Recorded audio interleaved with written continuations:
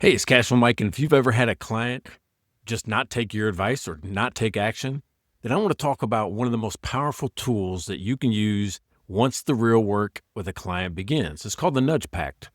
And it's not about pressure, it's about permission, right? You need permission to step out of the advisor role and become their coach, especially when the going gets tough. So let me show you how it works. First of all, you got to get permission up front, right? So before I dive into any type of implementation with a client, I have a little conversation that kind of sets the stage.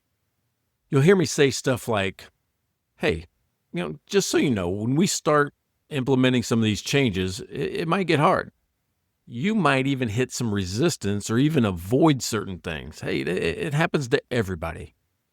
But then I ask, when you're trying to avoid something, what do you tend to do?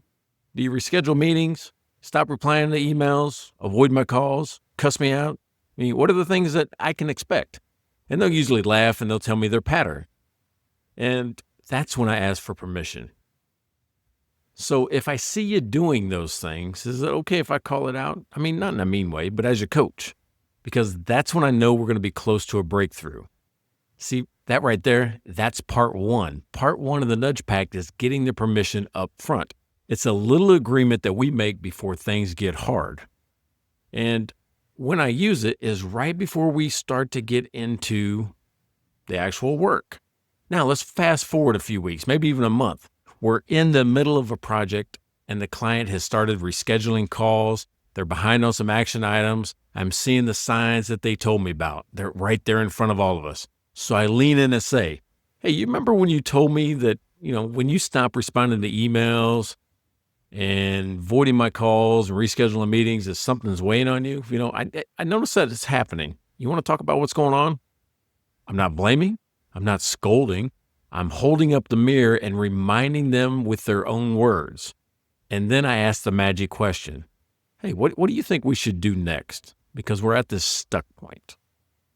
And that's when they stop dodging and they start deciding, because they gave me permission to call it out. And now they're re-engaging on their terms.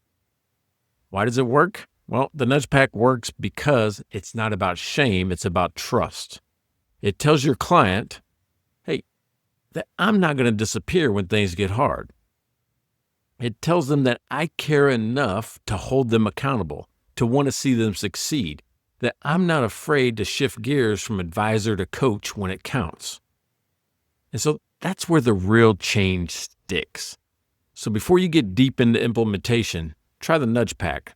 Part one, get permission up front. Part two, call them out when you see it.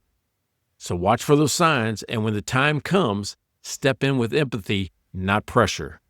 That one little moment of accountability can be the difference between a good plan and real progress.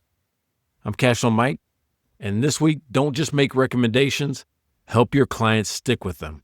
Check out my program at cashflowmike.com, the clear path to cash, learn the elevation sequence, and change the way you talk to clients. The light's so bright, Cashflow Mike gonna show you right.